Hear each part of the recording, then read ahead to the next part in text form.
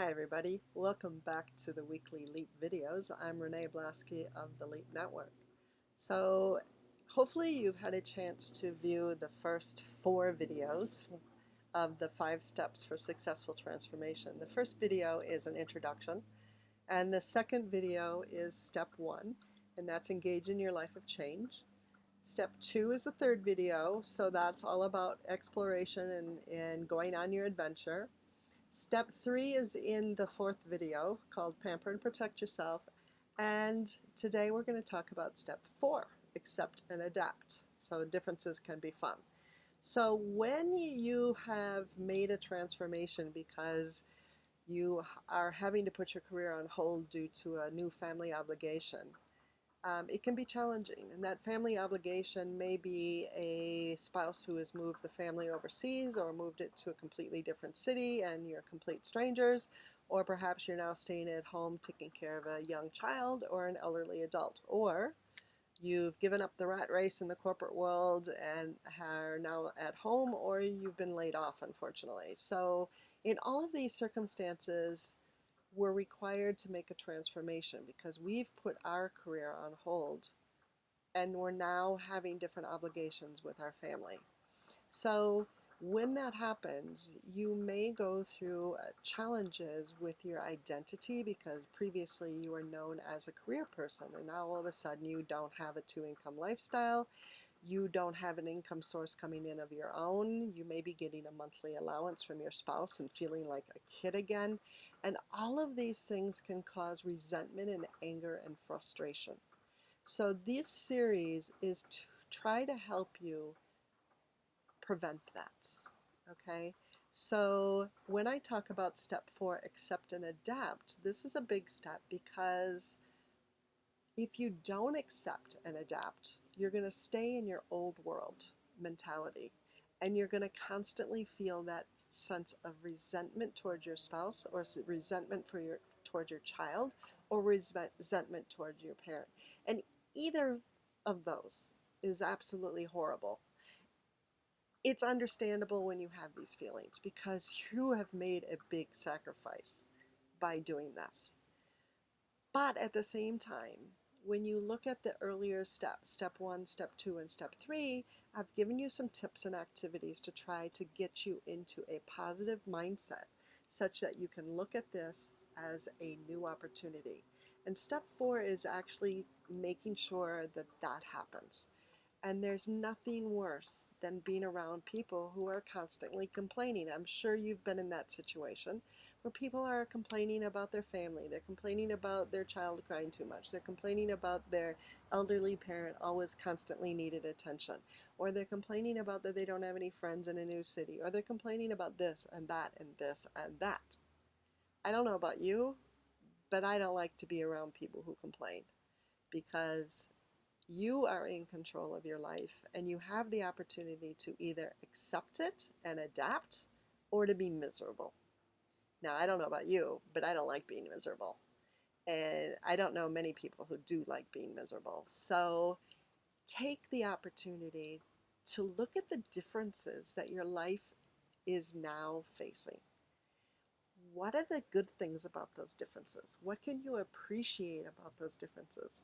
I know I'm about to move back to my hometown to help look after my 86-year-old mother, and I am really looking forward to it. I know it's going to be a change. It's going to be very different from my lifestyle now where I didn't have that responsibility. But at the same time, I'm looking forward to it, being able to spend more time with her. She has given so much to me. It's my turn to give back. And I'm looking forward to it because it'll make us closer. And at the same time, I have a business that can go anywhere. And I purposely set up my business for this very reason because I knew there was going to come a time when I would move back to where my mom lives to help her. And I am so happy that I have the ability to do it and not have it impact my lifestyle too much or my sources of income. So it is an amazing adventure when you accept and you adapt your transformation towards success. So don't think of it as a life sentence because it's not. You have the ability to make it what it can possibly be, and it can be amazing. Okay? So, one of the activities I'd like you to do to accept and adapt is to discover 5 things that you think are going to be better as a result of your new position in life. Okay? Find out what they are. How will they change compared to what you're doing now? Discuss them with your family, because it's also good to get them involved in your transformation, because they're also going through a transformation themselves. If you're no longer living a 2-income lifestyle, they likely will be making some changes too. So involve everybody. Celebrate the differences that are going through your life. Celebrate when things succeed, and really enjoy this time of transformation. I know change can be scary, but it can also bring such great opportunity to you. So I want you to look at how you can discover 5 things that are going to be better. Okay? Another activity that you can do to help you accept and adapt is to sign up for a course. And that course should be based on what you're going through. So if you're going through, if you're moving to a different country that speaks a different language, sign up for a language course. If you're moving to a different city, sign up for a course that helps you discover more about the city. If you're now staying at home for a parent, take a parenting class. It's one thing that we're never taught in school is how to be a good parent. Or take a caregiving class if you're taking care of elderly people.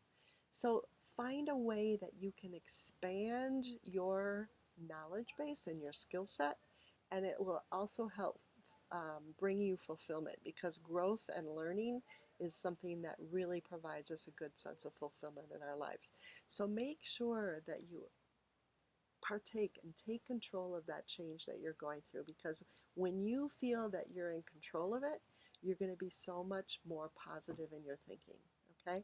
And again, find those support systems that you can, either within your own family or within the community that you're living in. Okay? Now, I also recommend reading. I do a lot of reading. If you're moving to another country, the book Third Culture Kids is just an amazing book. It is fantastic.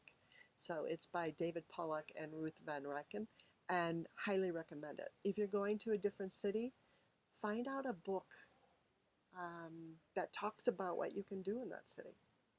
And if you're taking parenting or caregiving, again, there are so many books about parenting and caregiving.